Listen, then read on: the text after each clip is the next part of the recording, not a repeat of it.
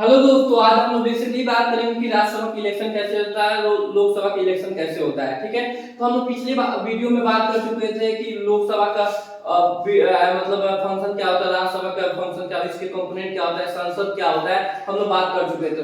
तो आइए हम लोग बात करते हैं कि कौन सा मेथड यूज किया जाता है लोकसभा की इलेक्शन के बारे में और राज्यसभा की इलेक्शन के बारे में। तो बेसिकली हमारा इलेक्शन कमीशन जो है दो मेथड यूज करता है इलेक्शन के लिए।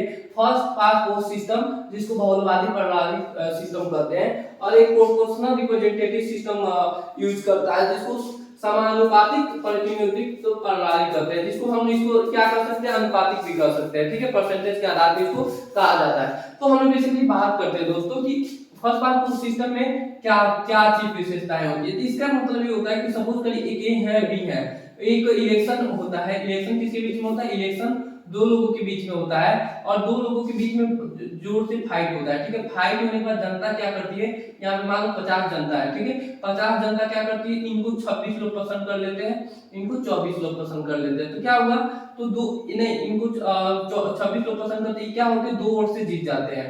कौन जीत जाते हैं? ये वोट से। तो जो एक वोट से भी मतलब 50 में से, मान लो 50 में से एक अधिक वोट पा जाता है, उसी को जीत मान लिया जाता है। इसी को बहुलवादी प्रणाली या फर्स्ट पास्ट पोस्ट सिस्टम कहते हैं।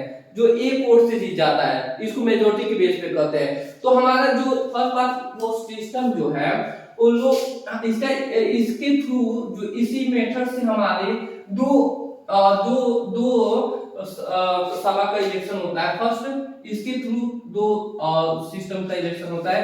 एक लेजिस्लेटिव असेंबली का होता है, एक लेजिस्लेटिव लोकसभा का होता है। ठीक है, लोकसभा का होता है। तो क्या इसकी विशेषता है? लोग सब सपोज करिए कि लोकसभा में इसका इलेक्शन कैसे होता है कि लोकसभा में क्या है, टोटल 545 सीटें हैं।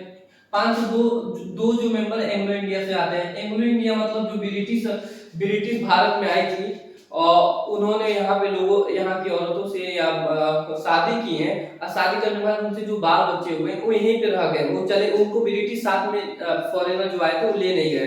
तो गवर्नमेंट सोची कि उनकी कम्युनिटी का कैसे वेलफेयर होगा। तो उन्होंने क्या किया कि दो मेंबर जो लोकसभा में बोल दिया कि प्रेसिडेंट के द्वारा उन्हीं कम्युनिटी में से अपॉइंटमेंट होंगे जो ब्रिटिश के खून से बिलोंग करते हैं, तो उसी को एंग्लो इंडियन कहते हैं। तो एंग्लो इंडियन के लोकसभा में 2 सीटें हैं जो राष्ट्रपति के द्वारा अपॉइंटमेंट किए जाते हैं। तो लोकसभा में क्या होते हैं, 545 सीटें हैं। तो 545 में से 543 जो सीटें हैं वो पूरे स्टेट को 28 स्टेट को प्लस यूनियन टेरिटरी को बांट दिया जाता है। ठीक है, तो यूनियन टेरिटरी को किस आधार पे बांटा जाता है? एंग्लो इंडियन मतलब स्टेट को बांट दिया जाता है, यूनियन टेरिटरी को बांट दिया जाता है। तो क्या होता है, जब बांटा जाता है तो क्या होता है कि 28 स्टेट में मान लो कि पॉपुलेशन के आधार बांट दिया जाता है। तो यूपी का सबसे ज्यादा पॉपुलेशन है, तो उसको 80 सीटें बोल दिया जाता है कि 80 मेंबर जो है वो यूपी में लोकसभा से आएंगे, लोकसभा में आएंगे यूपी से। ठीक है, तो यूपी में तो कैसे इलेक्शन होता है, ठीक है ना, तो आइए देखते हैं। तो क्या होता है कि सपोज करो कि इलेक्शन कमीशन यूपी में 80 कॉन्स्टिट्यूएंसी मतलब चुनाव क्षेत्र गठित करती है। 80 जगह पे मतलब लोग मतलब कांग्रेस के मेंबर है, तो कांग्रेस के मेंबर जो है वो आएंगे, वो अपने इलेक्शन में भाग लेंगे, आएंगे तो अपने इलेक्शन में पार्टिसिपेट करेंगे, नॉमिनेशन फॉर्म भरेंगे। बीजेपी के मेंबर आएंगे, वो अपना फॉर्म भरेंगे।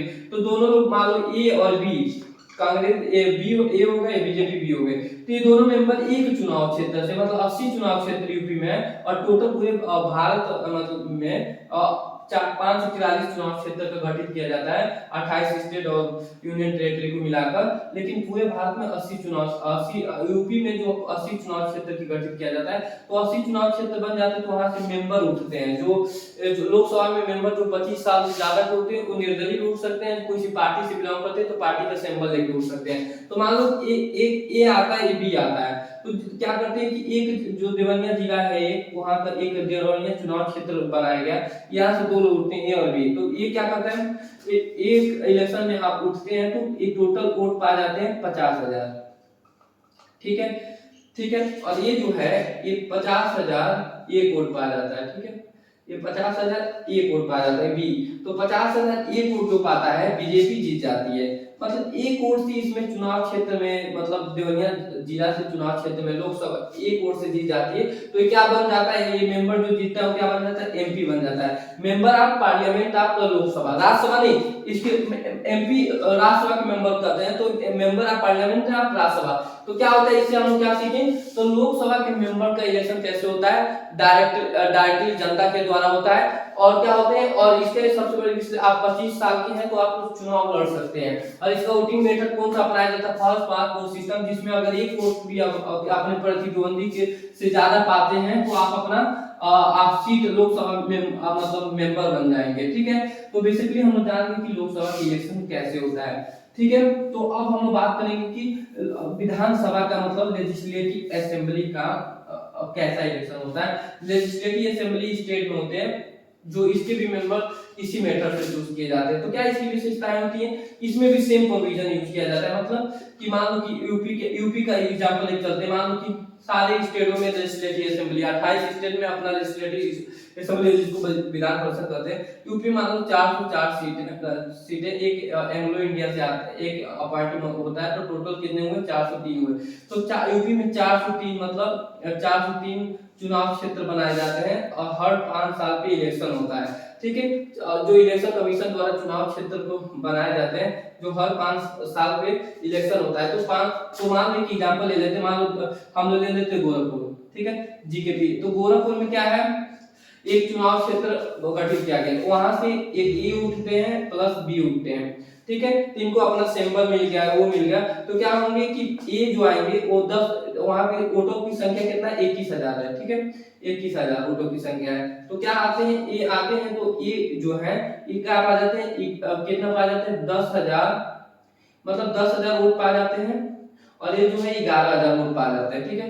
तो 1,000 वोटों से कौन जीत जाता है, ये जीत जाते हैं, ये कौन जीत जाते हैं, बी जीत जाते हैं। तो कौन मेंबर बन गया लेजिस्लेटिव असेंबली के, एमएलसी, एमएलए बन गया, मतलब जो लेजिस्लेटिव असेंबली के मेंबर को एमएलए कहते हैं, जो 1,000 वोट से जीत गया डायरेक्टली, मतलब ये 1,000 वोट से जो जीता जनता के द्वारा, उसको क्या कहते हैं, एमएलए कहते हैं। तो लेजिस्लेटिव असेंबली के मेंबर कितने साल के लिए चूज किए जाते हैं, 5 साल के लिए चूज किए जाते हैं। कितने आयु होगा तो आप लेजिस्लेटिव असेंबली के मेंबर बन सकते हैं, 25 साल के आयु होंगे। तो दोनों की सेम फीचर है, आप लोग नेक्स्ट इसके पार्ट को पढ़ाएं, आप लोग जाके समझेंगे तो आप लोग को समझ आ जाएगा।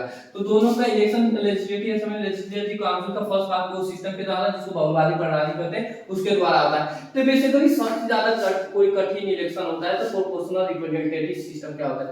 तो हम राष्ट्रसभा के इलेक्शन के बारे में बात करने से पहले हम चलते हैं प्रोपोर्शनल वोटिंग सिस्टम क्या होता है उसके बारे में बताते हैं। तो एक अनुपातिक होता है, सपोज करिए कि ये है, ठीक है, इसको ऐसे बांट देते हैं, ठीक है। तो यहाँ पे देखिए, तो इसका जो एक 100 सीट है, ठीक है, 100 सीट। तो इसका सबसे पहले विशेषताएं होती है कि इसमें पार्टी के नाम पे वोट नहीं मिलता है, मतलब किसी व्यक्ति के नाम से वोट नहीं मिलता है, इसमें पार्टी के नाम पे वोट मिलता है। जैसे यहाँ पे सुरेश उठा तो सुरेश को लोग जानते रहते हैं, जनता चूज करती है, लेकिन इस सिस्टम में क्या होता है, पार्टी का नाम डाल दे रहा था कि पार्टी है, बीजेपी है, तो बीजेपी पार्टी के नाम चेहरे मोदी के चेहरे को वोट नहीं मिलेगी। तो मान लो यहाँ पे 100 सीटें हैं लोकसभा की, एक एग्जांपल दे रहे हैं, तो 100 सीटें हैं, तो यहाँ पे क्या होगा, इसको 50% वोट मिल जाती है। किसको मिल जाती है, ए को मिल जाती है, और जो बी को है वो कितना मिल जाती है, बी को मिल जाती है 20% वोट मिल जाती है, ठीक है। और जो सी को है वो 30% वोट मिल जाती है, ठीक है। तो क्या होगा इसमें ना, जो 50% जो इसमें से मेंबर बनेंगे लेजिस्लेटिव असेंबली की लोकसभा के, वो किसके होंगे, ये क्यों होंगे, क्योंकि परसेंटेज के आधार पर जो जितना परसेंट पाया जाता है उतना ही परसेंटेज उसके विधानसभा में, लोकसभा में, राज्यसभा में इस मेथड के अनुसार वो रिप्रेजेंटेटिव बनते हैं, एमएलए एमपी बनते हैं। तो 100% में मान लो कि ये वाला जो पाया है तो 50 मेंबर जो 100 में से किसके बनेंगे, ए वाले के बनेंगे। जो 20% में 20 मेंबर 100 में से किसके बनेंगे, 20% किसके बनेंगे, इसके बनेंगे, मतलब 20 मेंबर इसके बनेंगे। तो कितना हो गया, 30 इसके बनेंगे, सी के।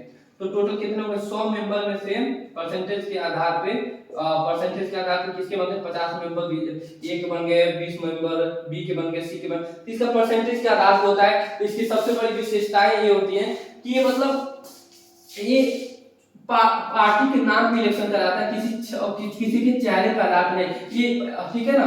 तो इसी बेस पे इसको क्या कहते हैं, समानुपातिक प्रतिनिधि प्रणाली कहते हैं, मतलब परसेंटेज के आधार पर इलेक्शन करवाता है। ठीक है दोस्तों, तो आप बेसिकली समझ गए होंगे कि इलेक्शन कैसे इसका होता है। तो इस ठीक है, तो अब इसके इलेक्शन जो है सिंगल ट्रांसफर वोटिंग, इसका दो कंपोनेंट होते हैं, एक सिंगल ट्रांसफर वोटिंग सिस्टम और लिस्ट सिस्टम होते हैं। तो सिंगल ट्रांसफर वोटिंग सिस्टम से हमारे देश में तो प्रेसिडेंट का इलेक्शन होता है, और प्रेसिडेंट के इलेक्शन हम वीडियो बना चुके हैं, उसको आप देखिएगा प्रेसिडेंट के इलेक्शन कैसे होते हैं। तो यहाँ पे इस पे हम बात करेंगे राज्यसभा का इलेक्शन जो है इसी के थ्रू होता है, राज्यसभा का इलेक्शन। ठीक है, और जो है और जो हमारे लेजिस्लेटिव काउंसिल है, दोनों लेजिस्लेटिव काउंसिल है उसका भी काउंसिल है जो उसका भी इलेक्शन इसी के थ्रू होता है। ठीक है, लेजिस्लेटिव काउंसिल को क्या कहते हैं, विधान परिषद कहते हैं। ठीक है, ठीक है, और इसके मेंबर पे एमएलसी कहते हैं, इसके मेंबर को क्या कहते हैं, एमएलए कहते हैं, member of legislative assembly, member of legislative council. ठीक है, तो बेसिकली हम लोग बात करते हैं कि राज्यसभा के इलेक्शन क्या होता है, फिर हम बात करेंगे लेजिस्लेटिव काउंसिल के इलेक्शन क्या होता है। तो राज्यसभा के इलेक्शन क्या होते हैं कि राज्यसभा का मान लो टोटल सीटें कितनी है, टोटल सीटें 245 है, तो 12 मेंबर जो होते हैं नॉमिनेट किए जाते हैं एंग्लो इंडियन से, तो 12 में से 233 वोटों पे इलेक्शन होता है। तो पॉपुलेशन के आधार पे सीट बांट दिए जाते हैं। ठीक है, पॉपुलेशन के आधार पे राज्यसभा का मेंबर का सीट बांट दिया जाता है कि अगर मान लो यूपी में सबसे ज्यादा सीट किसका है, यूपी में सबसे ज्यादा पॉपुलेशन है, तो सबसे ज्यादा राज्यसभा का सीट यूपी से होता है, 31 मेंबर जो यूपी से जाते हैं राज्यसभा में। तो आप समझ गए होंगे यूपी में सबसे ज्यादा मेंबर कहां से जाते हैं, राज्यसभा से जाते हैं। तो हम चलिए हम एक बिहार का एग्जांपल लेते हैं, वोटिंग कैसे होता है। जैसे राज्यसभा के मेंबर का रिटायरमेंट होता है, परमानेंट हाउस होता है, इसको भंग नहीं किया जाता है। तो ठीक है, इसका मतलब मान लो कि बिहार में जो है 10 सीट जो है राज्यसभा की है, मतलब 10 सीटें जो है 10 मेंबर जो राज्यसभा में 233 में से वो कहां से जाते हैं, बिहार से जाते हैं। तो मान लेते हैं टोटल लेजिस्लेटिव जो सीटें हैं जो बिहार के जो टोटल लेजिस्लेटिव सिस्टम 243 है, लेजिस्लेटिव मतलब विधानसभा का जो सीटें हैं टोटल 243 है। तो मान लो कि 10 सीटें जो है राज्यसभा में जाती हैं, क्या कहा जाती हैं, 10 सीटें जो है राज्यसभा के बिहार से जाते हैं मेंबर, तो राज्यसभा में जाते हैं। तो क्या होता है, तो 10 लोग जाते हैं, तो मान लो 5 सीटें पे 2 साल बाद 5 सीटें लोग रिटायर हो गए, तो 5 सीटें लोग रिटायर हो गए, तो 5 सीटें पे इलेक्शन होगा बिहार में। ठीक है ना, तो क्योंकि डिस्ट्रिक्ट पॉपुलेशन के आधार पे इसको स्टेट में बांट दिया जाता है एरिया के साथ। तो मान लो कि 5 सीटें पे इलेक्शन होगा, तो 5 में 1 जोड़ दो तो 6 हो जाएगा। अब फिर जो 6 आता है, तो जिस स्टेट में राज्यसभा के इलेक्शन होने वाला है, मान लो बिहार में हम एग्जांपल लिए, तो बिहार के लेजिस्लेटिव काउंसिल जो मेंबर डायरेक्ट चूज किए जाते हैं फर्स्ट ऑफ वो सिस्टम से, और जिसको विधानसभा कहते हैं, उसके मेंबर से टोटल मेंबर से भाग दे दो, जितने मेंबर मतलब जितना वैकेंट सीट आया है उसको 1 जोड़ के उसके टोटल मेंबर से जो 243 है लेजिस्लेटिव असेंबली से उसके मेंबर से भाग दे दोगे, तो 40.1.5 आएगा। तो फिर 40.5 जो टोटल आया उसमें से 1 जोड़ दो, तो क्या होगा, तो 41.5 आएगा। फिर 41.5 में से मान लो अप्रोक्सीमेटली 42, तो राज्यसभा में जो 5 सीटें खाली है, एक मेंबर की 5 सीटें चूज करने के लिए क्या करना पड़ेगा, 42 लोग को वोट डालना पड़ेगा। तो 42 लोग को वोट डालना पड़ेगा, तो एक राज्यसभा का मेंबर बनाने के लिए बिहार से 5 सीटें के लिए 5 सीटों के इलेक्शन में 42 लोगों को चूज करना पड़ेगा। तो अब बेसिकली बात कर लेते हैं, थोड़ा सा कॉमन सेंस पैदा कर देते हैं। राज्यसभा का इलेक्शन में जो भाग लेता है लेजिस्लेटिव काउंसिल नहीं लेते हैं, जो जनता के द्वारा डायरेक्ट चूज किए जाते हैं ये लेते हैं। कौन लेता है, जनता के द्वारा जो डायरेक्ट चूज किए जाते हैं, जो राज्यसभा के मेंबर में लिए जाते हैं। और दूसरा कारण क्या हो सकता है, जो लेजिस्लेटिव काउंसिल सिर्फ 6 स्टेट में है, तो सारे स्टेट में नहीं, अगर इसके मेंबर के आधार पर होगा तो और स्टेट में कैसे स्टेट होगा राज्यसभा का इलेक्शन होगा, वो तो भेदभाव हो जाएगा ना। तो इसीलिए सिर्फ 6 स्टेट में है, इसीलिए इसका इलेक्शन मतलब जोड़ा नहीं जाता है काउंटिंग में। राज्यसभा के इलेक्शन में सिर्फ भाग लेते हैं एमएलए लेते हैं, जो लेजिस्लेटिव असेंबली के भाग होते हैं, जिसको विधानसभा कहते हैं। तो आप समझ गए होंगे कि इसका कैसे इलेक्शन होता है। ठीक है, तो राज्यसभा के इलेक्शन ऐसे होता है। तो राज्यसभा का जो इलेक्शन होता है, तो जैसे हम प्रेसिडेंट इलेक्शन में हम बताए थे, ये भी चूज करने से होता है। जैसे इसमें क्या होता है कि मान लो कि ये बी सी उठे, 3 लोग थे, तो क्या करेंगे आप कहेंगे कि हमको पहले पे ए पसंद है, दूसरे पे बी पसंद है, तीसरे पे सी पसंद, दूसरे पे बी पसंद, तीसरे पे सी। तो ये क्या होगा, तो इसमें क्या होगा कि इसका वोटिंग देखा जाए कि मान लो पहले पे दूसरा का वाला भी क्या किया, पहले को पहले पसंद कर दिया, दूसरे के वाले को दूसरे पे बी को पसंद कर दिया, तीसरे पे, तो क्या होंगे इसमें पहले को इलेक्ट कर दिया जाएगा क्योंकि सब लोग पहले प्रेफरेंस पे ए को रखे हैं। तो इसमें चूसिंग मेथड भी यूज किया जाता है राज्यसभा के इलेक्शन में। तो आप लोग बेसिकली दोस्तों जान गए कि राज्यसभा की इलेक्शन कैसे होता है। तो राज्यसभा की इलेक्शन क्या होता है कि आप जो मान लो कि कोई स्टेट में कोई 5 सीटों पे इलेक्शन होने वाला है, तो 5 सीटों में से एक जोड़ दीजिए, एक जोड़ने के बाद 6 हो जाएगा, फिर जितना उस स्टेट की लेजिस्लेटिव असेंबली में मेंबर है, टोटल मेंबर से भाग दे दीजिए, तो जो आता है उसमें एक जोड़ देंगे, तो उतने मेंबर एक मेंबर को राज्यसभा की चूज करने में पार्टिसिपेट करते हैं, प्रेफरेंस के आधार पर होता है। तो बेसिकली आप हम बात कर लें कि राज्यसभा की इलेक्शन कैसे होता है, तो आइए दोस्तों हम बात करते हैं कि लेजिस्लेटिव काउंसिल का कैसे इलेक्शन होता है। तो राज्यसभा के मेंबर जो है वो लेजिस्लेटिव असेंबली के द्वारा चूज किए जाते हैं, 6 साल के लिए चूज किए जाते हैं, जो इनडायरेक्टली जनता द्वारा नहीं चूज किए जाते। उसी तरह लेजिस्लेटिव काउंसिल का भी इलेक्शन प्रोपोर्शनल रिप्रेजेंटेटिव सिस्टम के द्वारा होता है, जो जिसको हम लोग समानुपातिक प्रतिनिधित्व प्रणाली कहते हैं, इन्हीं के द्वारा होता है। इसका मतलब ये होता है कि इनका जो सिस्टम होता है सेम इसी फीचर्स होता है, लेकिन इनको जानते हो कौन चूज करता है, लोकल गवर्नमेंट में जो म्युनिसिपैलिटी हो गई और जो पार्षद हो गए, ये सब मतलब कि जो जिला पार्षद हो गए, ये सब चूज करते हैं इनको।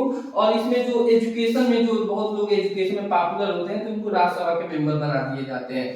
मतलब लेजिस्लेटिव काउंसिल मतलब विधान परिषद के मेंबर बना दिए जाते हैं। तो बेसिकली हम दोस्तों जान गए कि इलेक्शन लोकसभा का कैसे होता है, राज्यसभा का इलेक्शन कैसे होता है, और फिर उसके बाद लेजिस्लेटिव काउंसिल का इलेक्शन कैसे होता है। तो हम लोग 2 क्वेश्चन अगर पूछे कि फर्स्ट पार्ट को सिस्टम के थ्रू किसका इलेक्शन होता है, तो लोकसभा का होता है,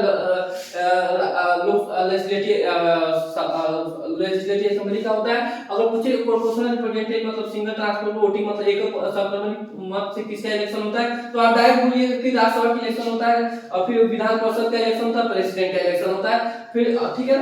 तो आप बेसिकली जानेंगे कि ये सिस्टम क्या होते हैं।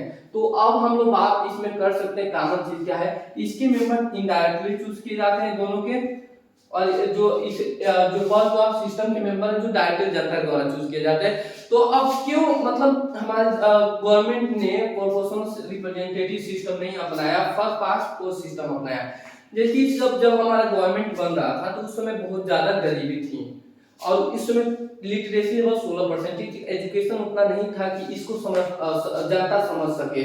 तो इसको जनता के बीच में लाने का मतलब जनता कंफ्यूज हो जाती, क्योंकि इसमें पार्टी के नाम से इलेक्शन होता है, व्यक्ति खड़ा नहीं होता, पार्टी का सिंबल दे दिया जाता है, वहां हर चुनाव क्षेत्र से इलेक्शन हो जाते हैं। तो जनता समझ ही नहीं पाती कि उसका प्रतिनिधित्व कौन कर रहा है। इसमें प्रतिनिधित्व जो बनने वाला रहता है पीएम एमएलए, उसका चेहरा भी नहीं दिखाया, जनता कंफ्यूज हो जाती, उसको समझने की चीज नहीं होती, ठीक है। तो इसीलिए एमएलए तो इसका इलेक्शन इसीलिए जो एमएलए जो लोकसभा और लेजिस्लेटिव असेंबली का फर्स्ट पास सिस्टम है, ये बहुत इजी है।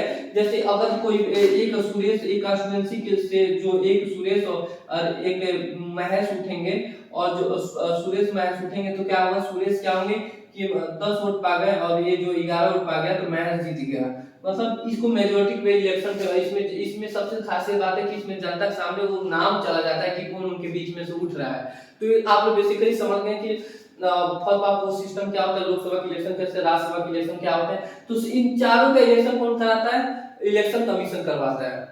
आर्टिकल 324 जो है इलेक्शन कमीशन से बिलोंग करते हैं, आप लोग देख लीजिए। तो जय हिंद। जो दोस्तों अगर कोई गलती हुई होगी तो माफ करिएगा, आप लोग कमेंट करिएगा अगर कोई भी टॉपिक और मतलब समझना चाहते हैं तो। जय हिंद, जय भारत।